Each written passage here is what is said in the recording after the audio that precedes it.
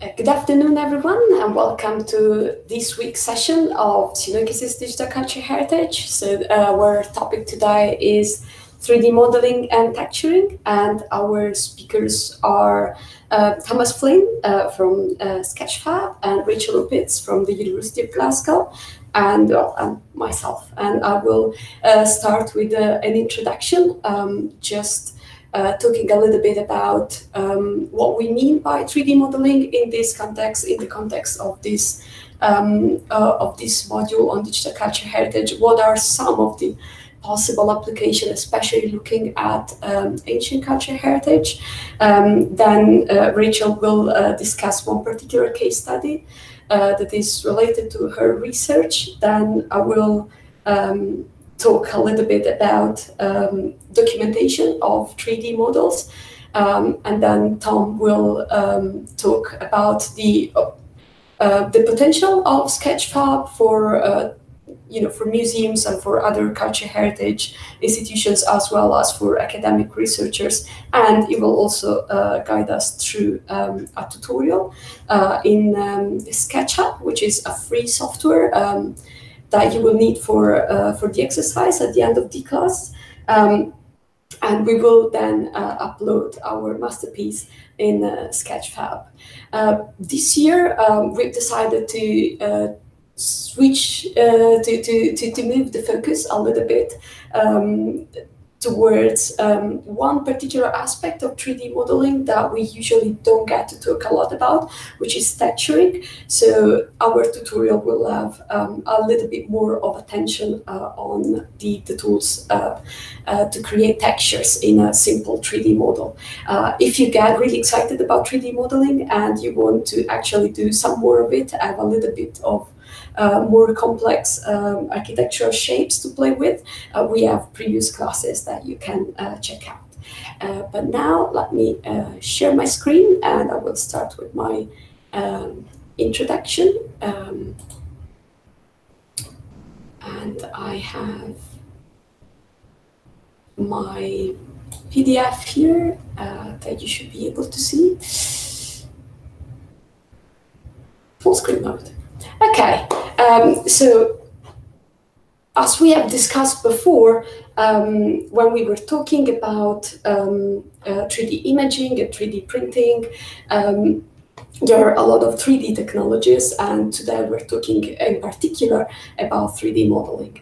And although there are not very clear and standardized, ways to create categories among 3D technologies, the way we're talking about it in this module is that when we talk about 3D modeling, what we mean is basically computer-aided design. It's the process of creating 3D files from scratch. So it is somehow conceptually different from creating scanning or creating 3D replicas of existing objects. Of course, you can 3D model something that does exist, but you would build it from scratch. So throughout this module, I hope that I have asked this question enough, because I really want this to stick with the people that are approaching digital culture heritage, and is always why. So why should we use a digital technology? Why should we use a digital approach to culture heritage? So what is that 3D modeling is offering us that other technologies don't do, or that a traditional approach to cultural heritage doesn't offer us? So of course, these are very, very personal answers, but it's just to give you an idea of the things that I believe 3D modeling is good for when applied to cultural heritage. So possibly the most popular, the most apparent application of 3D modeling is to help visualize something that doesn't exist anymore. And of course, not to visualize the object as it is or as it was, but our hypothesis about how that object, that can be a building, can be an artifact, can be a landscape, might have looked like in the past, according to the information that we have today. But it's also, I think, very, very useful to help us contextualizing other findings, to help us contextualizing, for example, inscriptions and graffiti, or decorative artifacts or paintings and so on. But also, I think that 3D modeling is particularly exciting in a way because it allows us to investigate a peculiar kind of information, which is spatial related information. And this is what I will be talking a little bit more about in the next minutes. So what is important about having a spatial approach to material heritage, to cultural heritage? What is thinking about space, telling us about the object that we are examining? 3D models are also becoming increasingly popular as a simulation space. So, for example, in a 3D model, you can run simulations about sound effects and reverberation and this kind of information, but also light and shadows, water features and movement. You can test, if you have the right algorithms, of course, structural resilience of different buildings and different materials, and so on. But also, and this is for me another quite stimulating kind of approach, 3D models can also be considered ways to access the information, the database, or the digital documents that are behind the 3D model itself. So in a way, it can be used as a navigation tool through the information that we have about a particular building or other kind of artifact.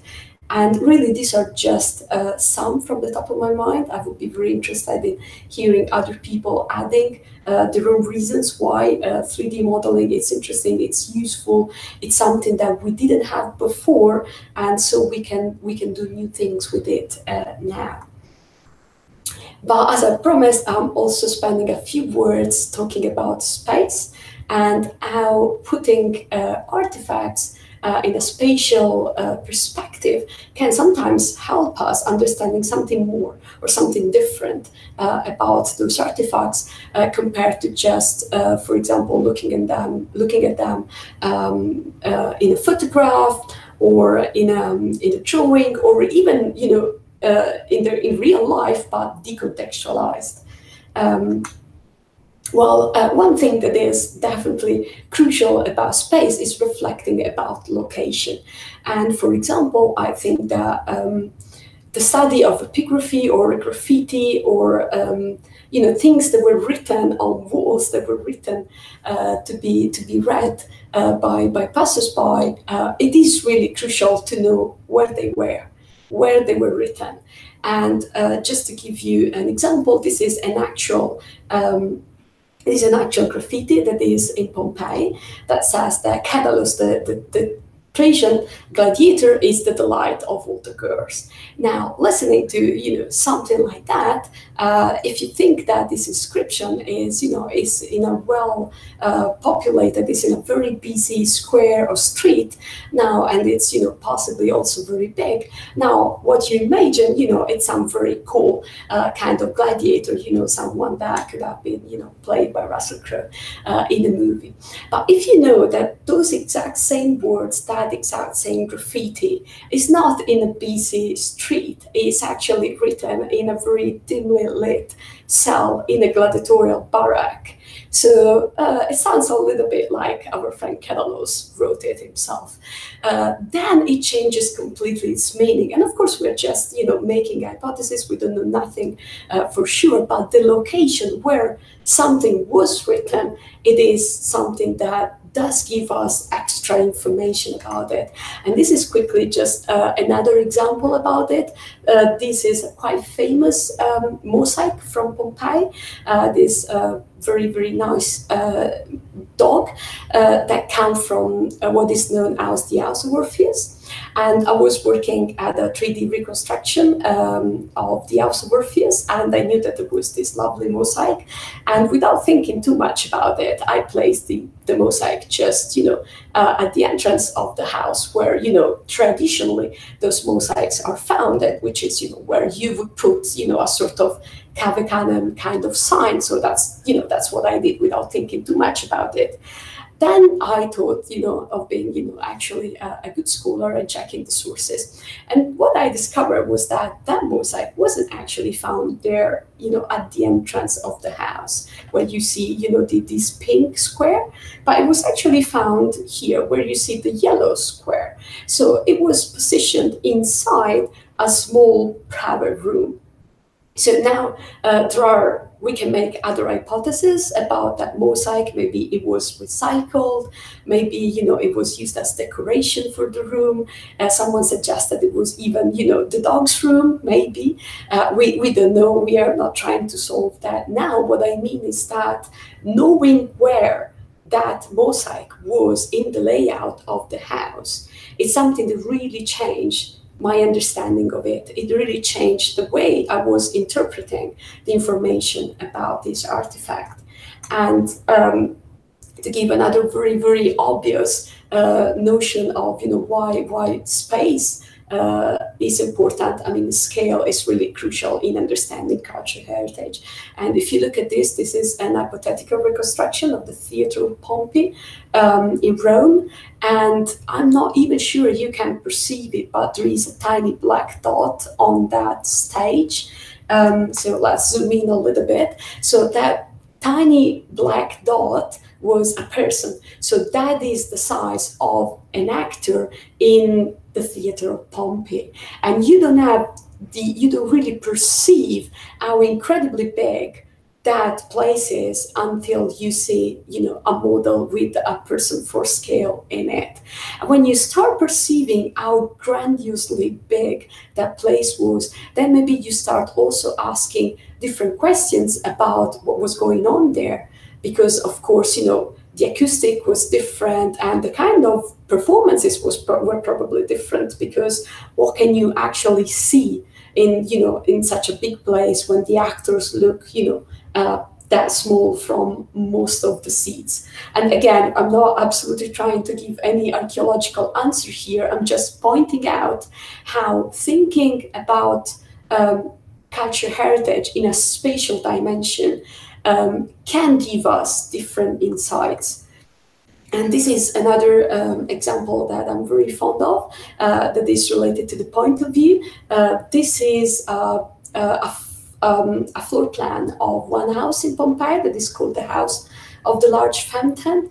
And you see that there is a garden in this house. And in many houses, women houses, it was the bigger and fancier one, it was quite common to have a colonnade going around the garden.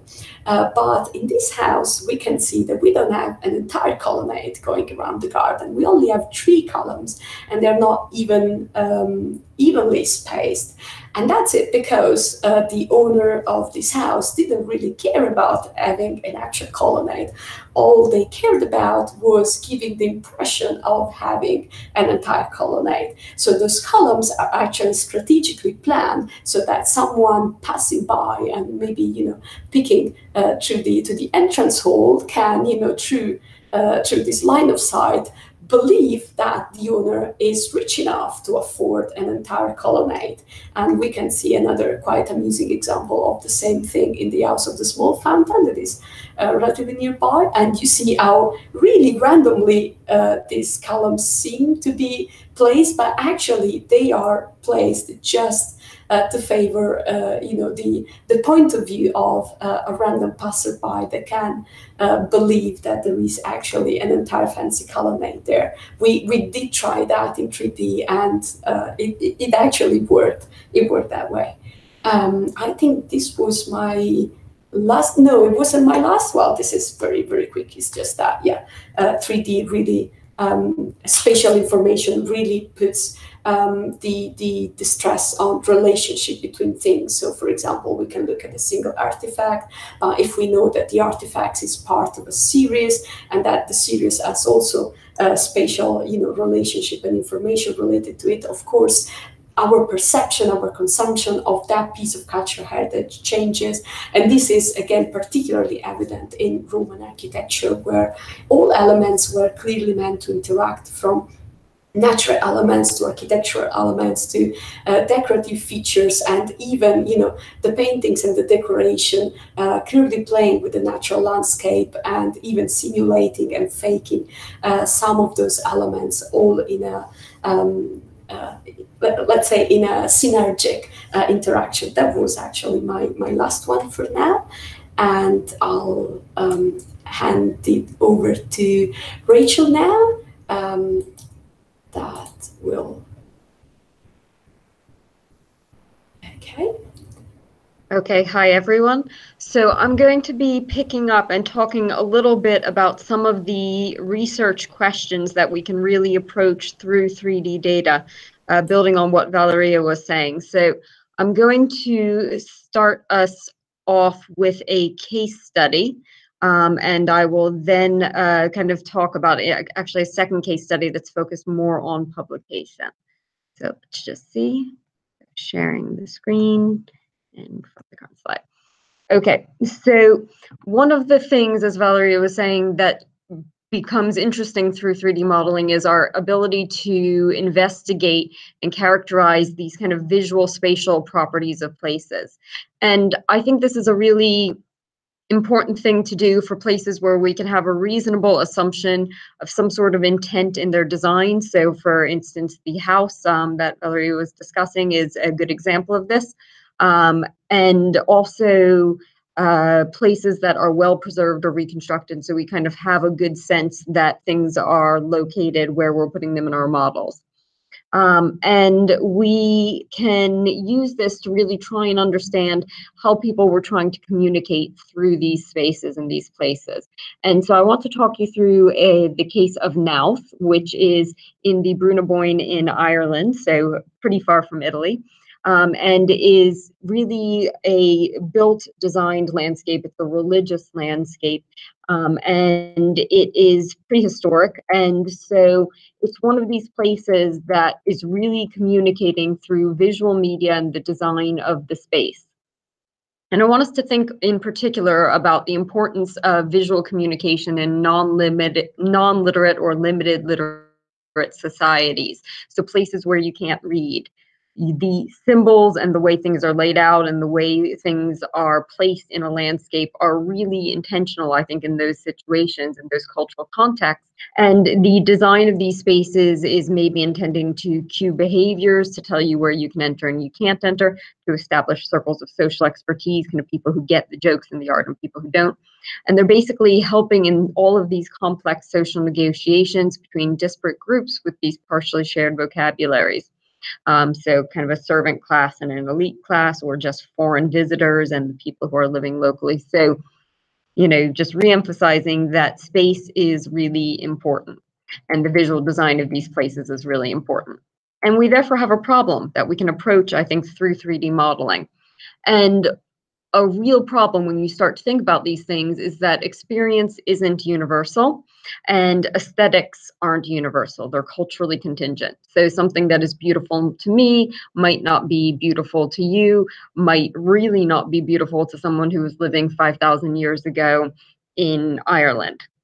Right? So how do we get around this? How do we try to understand how these places and these structures are communicating behaviors and cueing what people are supposed to do if we can't really get at what's in the heads of these other people, and if we're saying all of this stuff is really culturally contingent.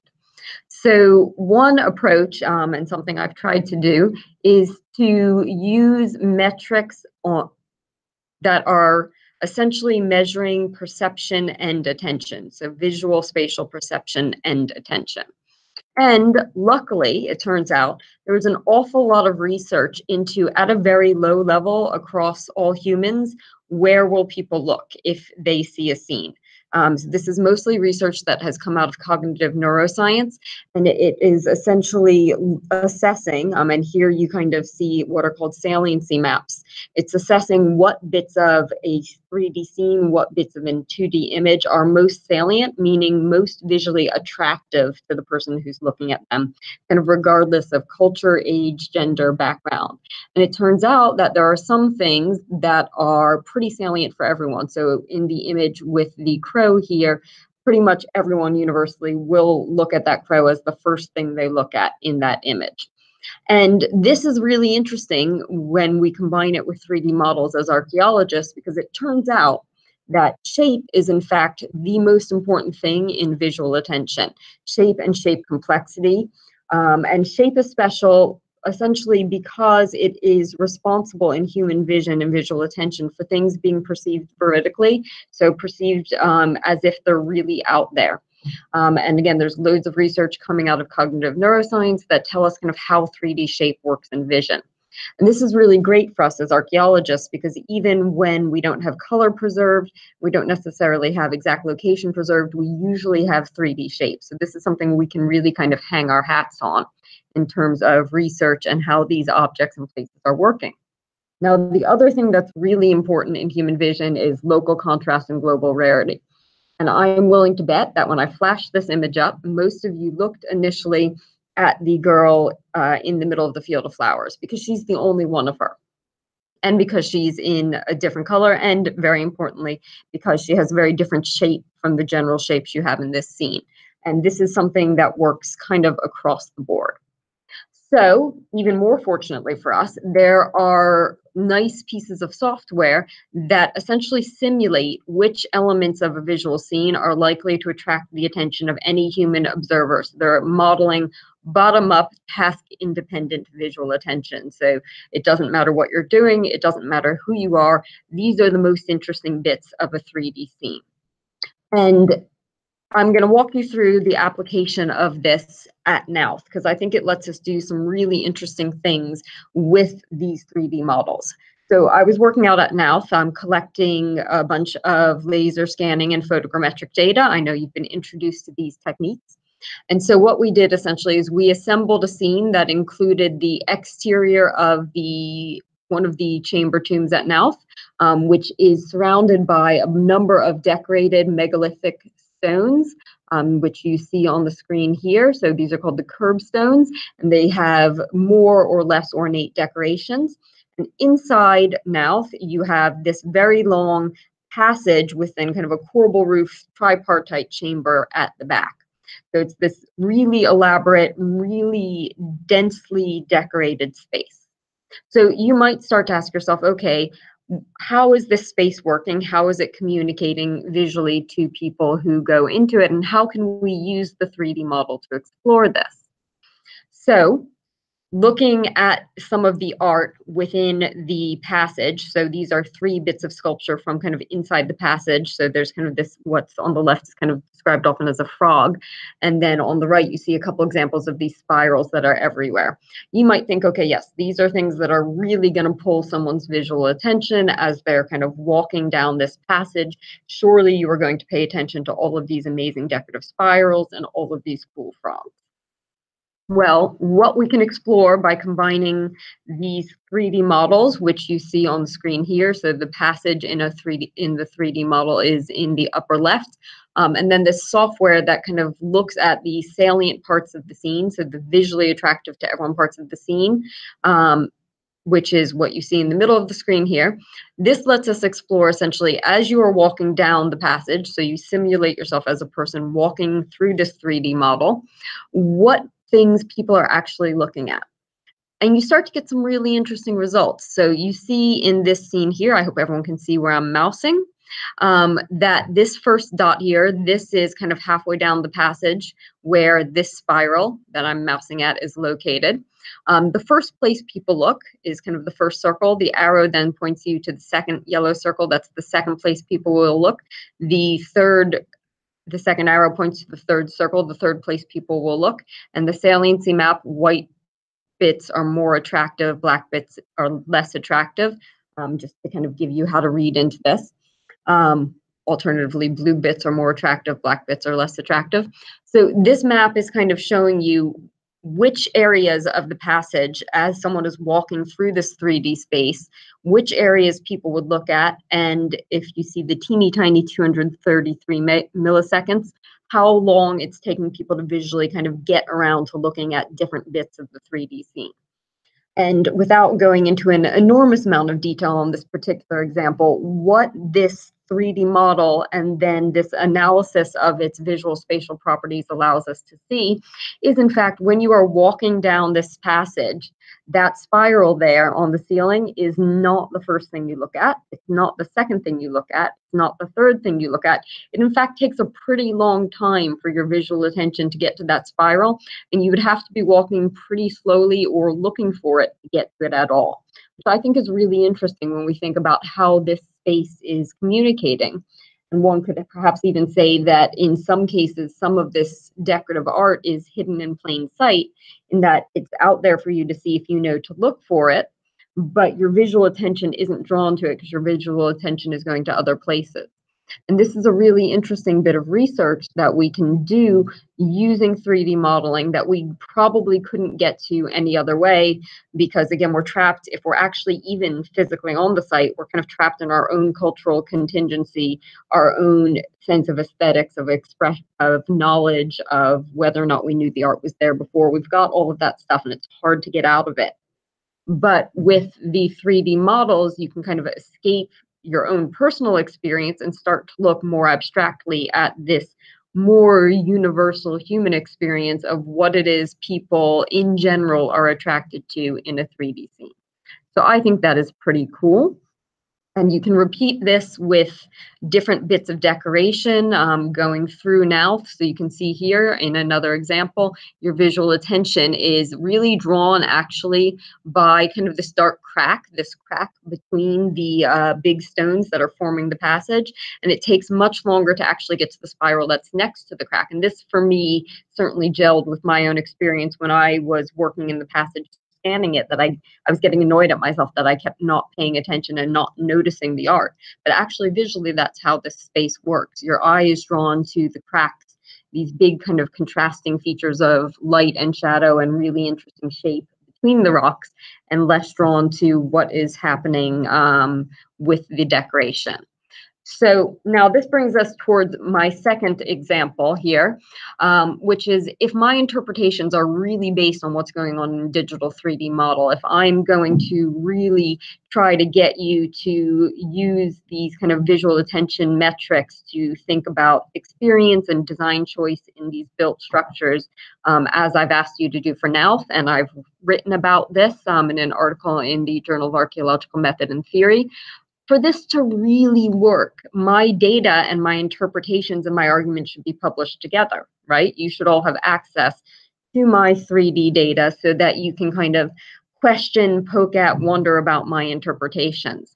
And this takes us to my second case study, which is my work with the Gabi project, where we have been trying to publish digital 3D research data. So our goal really is to encourage meaningful intellectual engagement with these archaeological interpretations that are really embedded in 3D data and, you know, represent this well through digital media. And this has really taken us down a route of really having to think about the interface and the way we're publishing and presenting 3D data. And so the Gabi project is a long-running excavation since 2007, big field school, loads and loads of data produced through what is kind of the normal version, I think, of digital excavation, lots of 3D modeling based on structure from motion style photogrammetry that's surveyed. All of this is kind of being sucked up and really influences our interpretation of what's going on at the site. And because we had collected our data using 3D modeling, we really decided fairly early on that we wanted to embed it in our publications. And here you see moving around on the screen an extremely, extremely early version of our attempts to do this. You know, we were really saying, okay, if our interpretations are being influenced by our using these 3D models and working with them, we need to be able to share that with our readers. And it turns out this creates all sorts of challenges. So one of these big challenges is, how do people kind of know that your data is reliable? How do you know that it's robust? How do you know how it's being used in interpretations? How do you know it's being curated responsibly? And so we ran a project called Gabi Goes Digital for a number of years, circa 2011 to 2013, if I'm recalling correctly, to really look at 3D data in publication, and particularly its role in research publication, and kind of how one can peer review a 3D model and modeling interface. And this process has resulted in the Mid-Republican House from Gabi book, which is the Gabi Project's first publication, which does in fact integrate 3D reconstructions and model and link text. And I encourage you all to go and read the book and kind of explore how we've integrated 3D data into it. And we have really tried to think through and address a lot of the challenges behind publishing 3D data, including, for instance, how you design good pop-ups that provide summary information when you click on the 3D model, because it's not enough to just have the model. You need to have some idea what that model is trying to show to you, maybe activities that people are associating with it, like construction or water management, which are some of the activities you see here. And in developing all of this, we've really had to think through a lot of design questions and think about how design is important, and how design really fits in with credibility and digital scholarship, and kind of how we can use the design of our interface and our data to let people know that this really is scholarly academic work. And one of the big arguments we've ended up making is that 3D models are much less pre-interpreted than plans. So if you have kind of a 2D plan, someone has already kind of distilled and pre-interpreted for you a lot of the information. So, you know, where the limits of the walls are, where the limits of the pavements are. And by sharing the 3D model itself, we're giving people the choice to make their own interpretation. We're giving them something that's less pre-interpreted, but together with kind of our interpretation. And we think this is something that's really interesting and important. And the way that you do this, it turns out, really matters. So you have to start thinking, going back to that visual attention thing, you know, if we use contrasting color to show, say, our hypothesized extension of the wall, does that mean people will pay more attention to our hypothesized extension of the wall and less attention to the actual evidence for the wall? Whereas if we do something unobtrusive and use the same color, so kind of that tan color on the bottom, do people have a more balanced perception between the actual evidence and our interpretation of it? There are lots of little things you can get into here.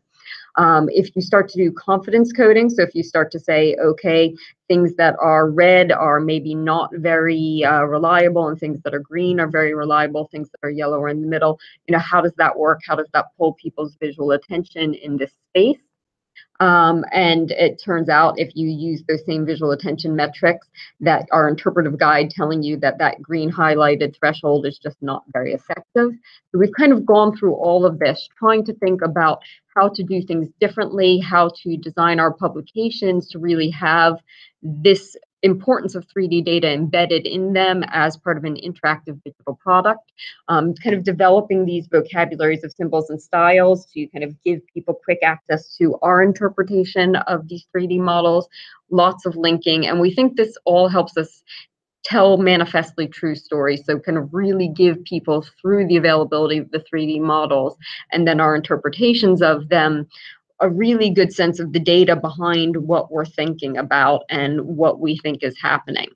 So with that, I'm going to encourage you to all go and have a look at both the book itself and a 2016 article I wrote with my colleague Tyler Johnson, where we talk about our whole design process and how we've kind of really thought through the 3D digital interface. And I am going to, from there, turn it back over to Valeria, who will then kind of take us forward in this lecture. Thank you very much, Rachel. That was great. Unfortunately, I think that Rachel will have to leave just after the end of the seminar. We'll try maybe to lure her to stay 5 more minutes with some question. But if you have to go, of course, feel free to go. And I actually also don't want to eat too much into Tom's time, so I think that I will shrink my next contribution to just talking a little bit about documentation, which is something that Rachel already brought up. And I'm going to share my screen with you now.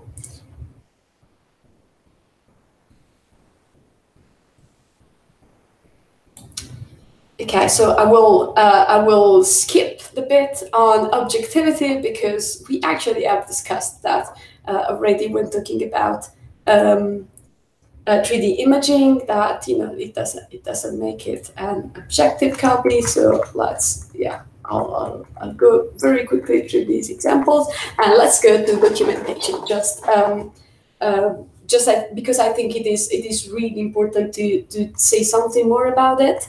And one of the most common experience that people have with 3D models, especially when we are talking about buildings and reconstructed buildings, like in this case, this is a very much visually appealing 3D visualization of a house in Pompeii, and this is produced by a commercial company in Italy, and it was used, I think, by the British Museum during the Pompeii exhibition. It is definitely on display at the Museum of Herculaneum. So these images, which are really, the usual experience that people have with historical 3D visualization, are meant to look really, really good, really cool. I mean, they are really well done. They are, again, aesthetically and artistically appealing. The problem is that they tend to be rather opaque. So we never know exactly, or we seldom know enough about where the information came from and why, for example, those pillars are at that height or that color, and why that water feature is placed there. So do we have hard evidence for that? Are we just guessing? We usually just don't know. And this very common opacity actually makes 3D models very, very hard to be accepted as part of the research workflow, just because the academic community and the general public altogether, they feel like they don't have the way to assess the accuracy or the provenance of much of the information that is portrayed in the model. So a lot of people are aware of this problem, and there has been a lot of talking about that. And this issue is clearly, spelled out in the London Charter, that is a set of guidelines for 3D modeling for cultural heritage. And there is one principle that is explicitly about the fact that 3D models in this context need to be documented. And as important is that the documentation has to be circulated along with the models. So there shouldn't be academic 3D models disseminated without a thorough documentation that explains where the information comes from, and if there are, lacks, if there are, gaps in the information that they declare that. So actually, even though the problem is that even though everyone agrees that documentation is essential, that documentation is crucial, that we should all be doing it, still, after 10, 15 years after the London Charter, still a lot of projects are not able to provide a satisfactory documentation. And that is for a number of reasons. And first is that it is very difficult to publish, mixed formats together. And, Rachel is really a pioneer in this field. There are not many other successful examples about it. Also, if you receive funding. Sorry? I go. Okay. It is possible that the person that is paying, or the institution that is paying for the 3D model, is not very happy to pay for the huge amount of time that is required to also provide the documentation. So it is usually the first thing that gets dropped off a budget. It is very time consuming. It is a pain. But also there are no clear guidances on how to do it. So pretty much everyone does it in their own style, which, you know, it's good in a way because, you know, everyone can express the documentation in the way they prefer, but that makes it not comparable. That makes, you know, different 3D models and the documentations of different 3D models not comparable between them, and for example, also, you know, not cross-searchable. So what are you know, some possible solutions? Well, it is really a big deal. There are no easy solutions, and of course there are some examples of documentations more or less successful. One is what Rachel was showing before with her let's say light traffic light sort of code. Like green are the things that we are more confident about, and yellow less confident, and red are very much speculative. And sometimes these visual clues tend to be embedded in the reconstruction, as we can see also in this virtual restoration of a Roman fresco. But well, again, it's not as straightforward, and you know, Rachel already pointed out some of the possible limitations of this. Some other modelers just, you know, use blogs and websites and that are supposed to be experienced alongside with the model, although they remain separated. So that is not ideal either. There are sometimes dedicated websites that try to put together the 3D model and, you know, web pages that describe what was going on there.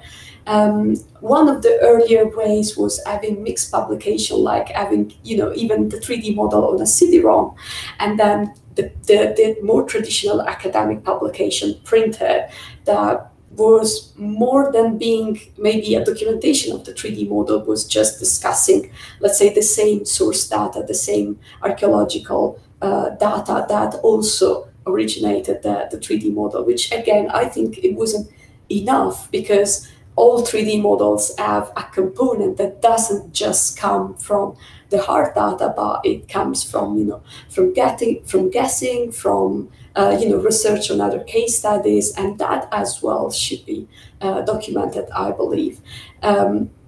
One possible approach to this is an experiment that I developed in my own research, which was using exploiting the value of RDF ontologies that are synthetic controlled vocabularies. And so, you know, I developed a domain ontology for 3D modeling that was called Scotch, and was meant to you know, offer some answers to this big issue, like can we use linked open data to document 3D models? I hope that someone else will be willing to try that out and let me know what they think about it. But there are a lot of issues with that, and I just want to mention it because it is a big deal in academic 3D modeling, and this is not meant to discourage people from approaching 3D modeling. On the other, you know, on the contrary, it's to encourage everyone to work together to find a good solution to this. But yeah, this issues is important to keep in mind. And for the students that are taking this course and are going to do the exercise, have a go at documentation as well. Try to think what are the bits of information that you think would be most useful to document. And I imagine that Tom will show us also how to use the annotation feature in Sketchfab, and maybe try that as a way to give at least a basic documentation of the model that you are developing. And I will stop here and hand it over to Tom. Okay, I'm now presenting you, Tom, to everyone. You should unmute yourself. Okay, thanks, Valeria. And Rachel, that was super interesting. And what I'll try and do is give a practical demonstration of using textures applied to a 3D model, and then how to use Sketchfab to share that same 3D model online. Just as we were listening there about Valeria talking about standards, there are two things that I figured I'd mention. that are perhaps more involved with US institutions, but one is the community standards for 3D data preservation. And what I'll do is I'll start sharing my screen now. And look at so there's cs3dp.org. There are regular online meetings, and it's basically a Google group looking into community standards for 3D data and preservation of that data. Also, the IIIF 3D community group. If you're familiar with IIIF, it's a way to standardize the accessibility to 2D data, image data, and currently there's a 3D group looking at how institutions can offer 3D data in a kind of standardized way for people to access and view and reuse. But onto the main part of my part of this presentation. I'm going to be using two tools, SketchUp for creating a 3D model, and then Sketchfab for publishing. So this is SketchUp if you're not familiar with it. And before I get into creating the 3D model, I'll give you a quick look at kind of where Sketchfab features in kind of the workflow, whether you're creating 3D data, as we were saying, scans, or more illustrations in 3D.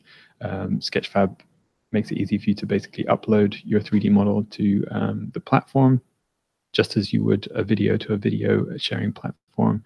And Sketchfab takes care of the processing and hosting of the 3D model and lets you then send a link to anyone online so that they can see your model. Plus, using the tools that I'll give an overview of, you can add certain elements to your 3D model that will kind of elevate it from a simple 3D model with no context to something a bit more interesting. And then you can view that 3D model in several different ways. There's an online viewer, again, embeddable just like a video online, but Sketchfab also lets you view the same model in different ways. So this slide shows a screen from a smartphone viewing this 3D model of a statue of a Pacific Island god with annotations, giving a tour of that object. The same model can be viewed in virtual reality through WebVR. So that's a way to use a Google Cardboard or a VR headset to stand next to this artifact. And now we're getting a sense of scale. And with the Sketchfab app for iOS and Android, you can view the same model again in augmented reality, which is a slightly different experience. And that kind of goes back, I think, to what Valeria was saying about how we understand something through the way that we experience it. So let's make a quick 3D model and apply some textures to it. So this is the first thing you see when you load up SketchUp. And this panel that I have on the right here, if I right-click, it's the large tool set, just so you can see exactly what I'm seeing. What I'm going to do is use as I go, I'll kind of mention which tools I'm using, but I'll be kind of not really concentrating on accuracy of the 3D model that I'm creating, just to show you how to make a 3D model and apply textures. So I'll be focusing on just moving quite quickly through the process. So I have this chat, which I'm going to move out the way and draw out using this tool, a rectangle. You can set measurements for each of these sides, but I'm going to just do it by eye for speed. I'm going to use the push tool to bring that model up somewhere above this character's head. Then I'm going to use the line tool, wait for it to snap to the center on both ends, and hit the space bar to let me select this line. And then I'm going to use the move tool, which I have lost, M, to click and drag it up. So now we have kind of a semblance of a small house. There are probably different workflows to create the shape that I'm showing you, but this is how I'm just going to do it for this this demonstration. So I'm I'm going to select the bottom face and use the edge inset tool to give our structure some walls. And then I'm going to select the inner part and move it up just so now we have kind of a shell, and there's no floor at the moment, but we'll get to that. I'm going to give it a door by drawing a rectangle onto this surface, and again using the push tool until it clicks to the reverse surface. So now we have one small door, and I'll add a window as well in the same way. So drawing a rectangle using the push tool until it snaps through. Oh, that didn't quite work. It snaps. Nope, one more time. There we go. So we have 4 walls and a roof, and what I'll do is I'll delete this person for now. So now we have our basic structure. We can add some materials to it. So we're going to add some basically images to the 3D geometry to simulate some different details. So if I go to this menu on the side here, I flip down the materials tab. I can dial down this menu and select some preset materials that SketchUp offers. So let's look first at something for the roof. So I select the roofing material, click a tile, and then I can simply use the paint bucket tool to add the texture to the top. It's that easy. Another way to add textures to multiple surfaces, if I select all the walls of the structure, and then I go back to the material types, I'm going to add some, let's have a look, let's add some stone. Now if I click, because I have all of the sides selected, I can color them all at once. While I have no floor, I'm going to use the opportunity to add some materials to the inside walls as well. I'm using a pen and tablet to navigate. You'll find it easier, I think, with a pen and tablet or a mouse as opposed to a trackpad to work with 3D in general. So I'm going to select another material and just click the walls. The walls there. So we have most of our walls have a material now. And what we can also do is if I select these faces as well, and we'll see if this works. There's an eyedropper tool here that I can click, and I can select any material on my building and copy it to other surfaces as well. So that's another way you can adjust different surfaces.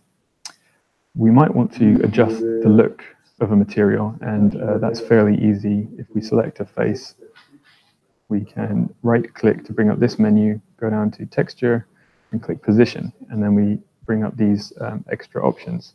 And they all do different things, but I'm just going to show you this one in particular. If I click and drag, I can scale the material on the surface and hit return to apply it. So you see how the scale of this texture, which is essentially a square JPEG, changes. And again, I can shift click view walls, select that, and then apply that scaled texture. Now, I'm going to quickly add a floor to this space just to show you. I'm just going to add a big circle and then select a brick floor. Oh, not roofing. What could we have? Let's just add a brick texture for the floor. And again, I'm going to scale that texture just slightly. If I rotate as well, I can rotate the texture as well as scaling it at the same time. So let's just try and keep it on the same grid. It's scaled up a bit. One final element that I'll show as well is the ability to add your own materials to. So I'm going to add a small square here and create the texture. There's a button here to create a new material. Oh, I don't want to have that selected. Get rid of that. I'm going to call it Tom's material. And where we see this use texture image here, we're going to select an image that I grabbed from Wikimedia, public domain image, and assign it. So now I have a new material that I've created. Now if I click on that, I can apply it to the small rectangle that I've added there. Let's see if I can zoom on the selection here so we can see this a bit better. So again, this isn't quite fitting, so what we want to do is adjust the texture.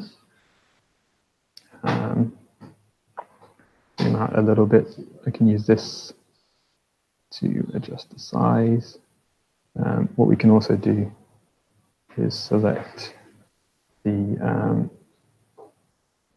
shape itself and adjust how that fits with the texture. So two ways to kind of, you can adjust the texture, but you can also adjust the geometry to fit. So I'm pretty happy with how this is looking. It's not by any means complete or let's say accurate, but we have a 3D model with some textures.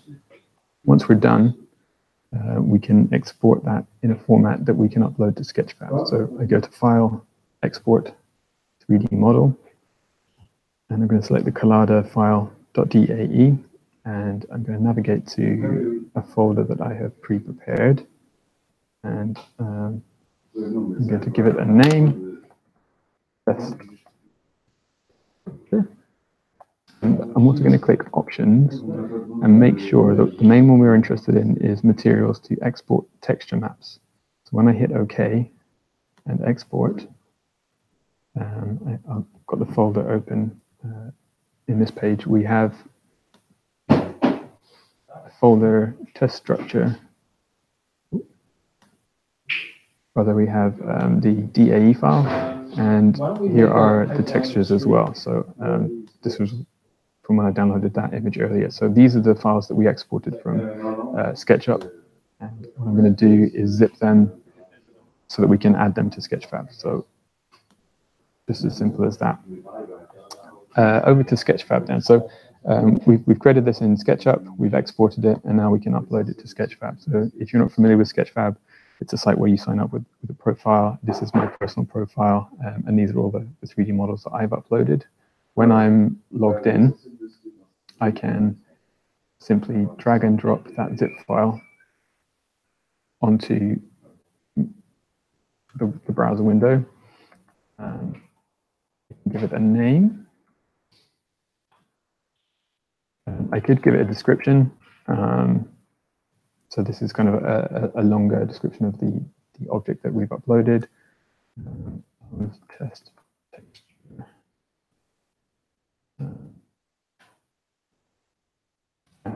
Assign it a category, in this case architecture and cultural heritage feels appropriate, and this will help people find it, make it more discoverable. You can see there's a discoverability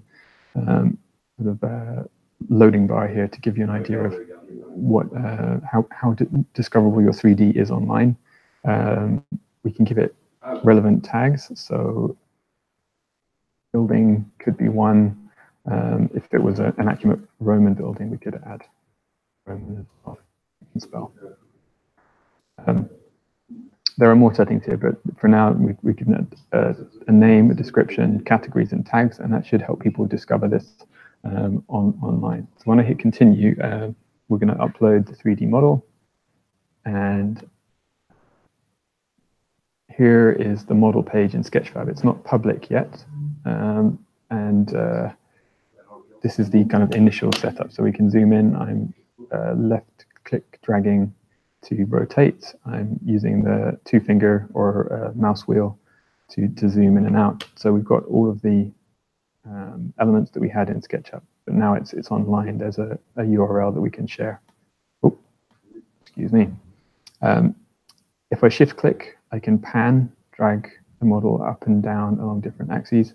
If I alt click, you can see that there is some shadow here, and that's because there's some automatic lighting that's been added. So if I alt click and drag, we can rotate the lighting. So instantly, this might be as much as you need of your model or the model that you've uploaded, but we're going to have a quick look at some other settings that we can adjust. So every model, you can adjust the 3D settings on the model page. As I say, it's in draft at the moment, but if I click 3D settings, we can make some adjustments before we publish it online. This is the 3D settings view. I'll just full screen that so you can see it a bit better. Zoom in. There are lots of settings here, but I'll kind of only go over the ones that I think are relevant to getting started with the platform. The first I'm going to adjust is the background. At the moment, if I flip down this this panel, we're using an ambient environment, but I'm going to make it a non-ambient environment so you can see what's happening. So there is a background that Sketchfab has automatically assigned, and this is actually the background as we turn it, but it's also being used to light the model as well. And we'll look at that in the next tab at the top here, lighting. We can, under environment, choose other lighting environments to light our object. And these are basically 360 panorama images written to a rectangular JPEG. So let's pick something that's a bit more neutral or a more likely environment. So you can see we've now kind of put this model in by a roadside, and the colors and the luminosity of the background has an effect on our model, so we can adjust that as well. I'll leave it as it is for now, and just rotate it so the sun is over there. I'll add also, so the lighting environment is one way to light the 3D model. If there was no lighting, we wouldn't be able to see any of the model at all. So the environment is lighting the 3D geometry and the textures. And I'm also going to add some actual lights. When I click the lighting on switch, we have 3 lights added. I've just disabled 2 of them, so we can make some adjustments to it. I'm going to add a spotlight. I'm going to click this little target so that it zooms into the middle of my screen and I can see what I'm doing. So you can see how now I can move this light. I'll turn it to a more orange color, even more orange, and turn the brightness up. So as I move this lighting, it's a combination of lighting and textures that gives the full impression of your 3D model. I can also click cast shadows on, which means that the light won't be able to pass through geometry, and it will actually cast shadows. So if I rotate it towards the door, we have the impression of light coming from within the structure, as well as the ambient lighting from the environment. We can adjust the fall off, which is how far the lighting goes. The fall off, if I click the right slider. You can see that the angle of the cone of the spotlight and how soft the edge of the cone is, whether it's a sharp edge or a soft edge. There are different lights. I won't go into all of them, but just to show you the effect that has on our scene, it can, well, in this case, hopefully make it feel a bit more alive. The next tab that I'm going to look at is the Materials tab, and there's a whole list of different slots for texture maps. And the texture map is, if we go back to our what we exported, all these rectangular or square files are our texture maps that were applied. There are actually more than just the basic color textures that you can apply to a 3D model. There are certain texture maps that define how shiny or glossy parts of the model are. For example, how if it was a glazed ceramic, you could simulate that. One that we're going to kind of cheat on is adding some more texture to certain sides of our building. So when I'm in this panel, the materials panel, I can click my model and it will select all the parts of my model that use this particular material. Then I'm going to click on the normal bump map setting, switch to bump map, and then select the texture that I use, the brushed stone. I'll move in a bit, and so you can hopefully see the difference this is making. If I adjust this slider, we're getting more simulated texture, and it's maybe even more apparent if I rotate the lighting environment again. So this idea of simulating materiality of certain, well, materials, obviously, is how you can use texture maps. So I can also tap in a number as well and leave that at 2. So here we have our scene. It's looking pretty good. I'll skip over a couple of these tabs. There's a post-processing tab, which allows you to adjust the sharpness of the image, the depth of field, simulating kind of a blurry foreground or background, screen space ambient occlusion. If you see when I switch that on and off, it simulates the kind of shadows or the lack of light that you find in nooks and crannies. I'll leave that one on. But let's look briefly at annotations, and then we'll look at VR, and then I'll be done. First, in the annotations tab, now if I double click on my model, I can add an annotation. So there's this small clickable hotspot, and title, mosaic. And if I had a description, I could add it in there. I can also change it to just a view, so that I just need to add a title. When I click OK, I haven't just saved this annotation, I've also saved the view associated with it. So now if I rotate the model to a different view, but I click on the annotation, the view returns to that point. I can also, actually I want to get a closer look at the mosaic when people click this annotation. So I can adjust the camera to where I want, and then click this camera icon, and that updates the annotation so that it will zoom in even closer to the dog mosaic, no matter where you are. We can add multiple annotations. I'm going to adjust the camera so that we then go into the building.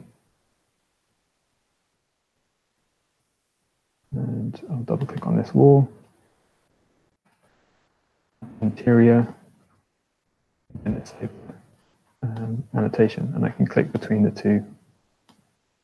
At this stage, we should set a default starting position for our model. So if I double click the background, it will center the whole model for me, but I want to be zoomed in a tiny bit.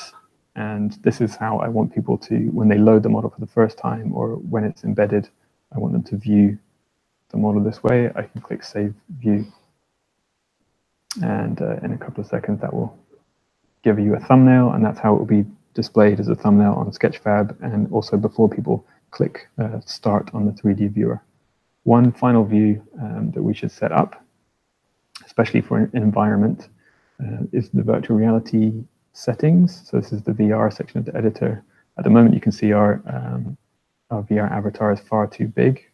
I can double click to move it closer to the building, and then I can use this scale slider to make the correct scale.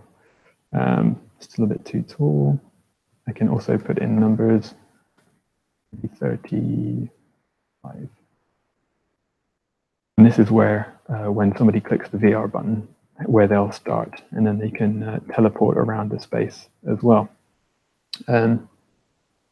That's where I'll leave it for now. You can also add audio, and this could be ambient audio or a audio description of your model to kind of, again, give it more context. But that's a general overview of the 3D editor. So I can click Save My Settings, and then there's a Publish button, which when I click, I'll get a URL, a short URL that I can copy and paste in social media or in WordPress or a blogging platform to share the work that I've created. And that's where I'll finish. I know we've gone a little bit over time, but hopefully that's covered everything, or to begin with. Thank you very much, Tom. No, that was great.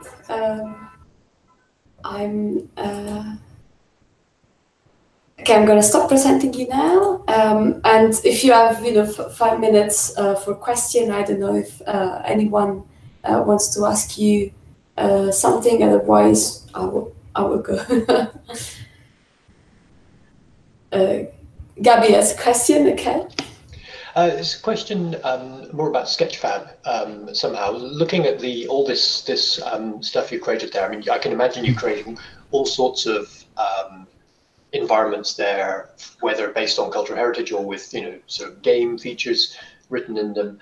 And so I was wondering a bit about the export options you have. I know that it is possible to say allow this model to be exported, and you can export models for 3D printing and so forth, but how much of that model can you export given the data formats we have?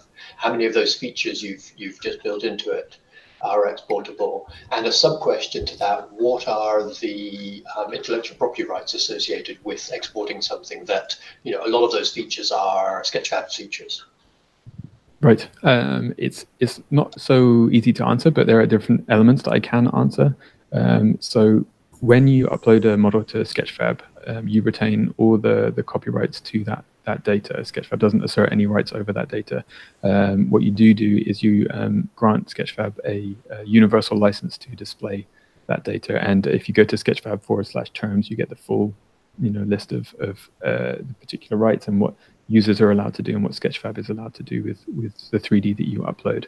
I always encourage people to think of Sketchfab as the place where they publish their 3D data. They don't consider it an archive or database for their data. That should be something that you have at your institution. And going back to the CS3DP and IIIF, and there are people thinking about the long-term preservation of the data, but for disseminating the data, Sketchfab is a really great place because there's a huge community of millions of users who are interested in 3D and have an active part in the site. With regards to, so I adjusted lighting, the background, some of the material settings. What Sketchfab does to every model, it transcodes it into something called GLTF, which is a file format which saves the material properties of the 3D model. And you can then choose to download your 3D model as the original file or as the GLTF, so the adjustments you made to the materials. One of the things that you can't export currently, the background and the lighting. Say if you were going to use the same 3D model in a Unity game design software, they have their own sort of properties for lighting and the environment. So currently that's not a one-to-one export. I'm part of my taking part in the IIIF community group is to discuss the potential for how annotations might be exported and reused or imported from other places, because as we've seen, there are other 3D viewers out there, and people sometimes want to host the 3D themselves, and there seems like an opportunity for working together to figure out how that works or could work. Does that cover most of the question there, Kev? Yes, thank you. Okay. I didn't even know there was a IIIF for 3D. That sounds really, really exciting, and I will definitely check that out, especially as you said, for the documentation potential that it's there to the opportunity to collate annotations on 3D model. Yeah. The more the merrier. I think it would be great to have input. As I say, it's quite US centric in terms of the people that are involved. So I think the more people from around the world that get involved, I think would be great. But IIIF in general, it's becoming increasingly popular, especially in museums. So I expect that to spread quite quickly. I had actually a much smaller question that was really, really selfish and practical, which is, can you add your own background in Sketchfab? Yes, you can. Nice. if you you have to have the right tier subscription. So you may already know that Sketchfab offers free pro accounts to cultural organizations, and one of the benefits of a pro account or a higher tier is that if you have either it's an HDRI map, so that's a high dynamic range image, a 360 image, so those kind of rectangles that when mapped to a sphere, they surround the whole model. You can upload those. You could also upload if you have a 360 panorama as a JPEG. I found if you just change the extension to HDR, you can also upload that. But the lighting effect, because there isn't a dynamic range, as big a dynamic range, isn't the same. But essentially, you can upload your own backgrounds, and people have, for example, they've digitized dolmens in France, those kind of stone structures, and at the same time, they've captured a 360 image of the the hillside and uploaded that together with a recording of the wind blowing through the rocks as well. So you get this really complete kind of experience, more complete experience. Yeah, very nice. Thank you. Thank you very much. I think we are just running out of time now, and sadly Rachel had to leave, but I found her contribution also very very interesting. If Rada or Gabi have any extra questions, otherwise I would just thank Tom and everyone else that was watching. For the tutorial, try to follow the tutorial that Tom gave. I think you shouldn't have any problems. If you do, just email me and we'll talk through that. So thank you, everyone. I'll see you next week. Bye bye. Thanks, Valeria. Bye bye.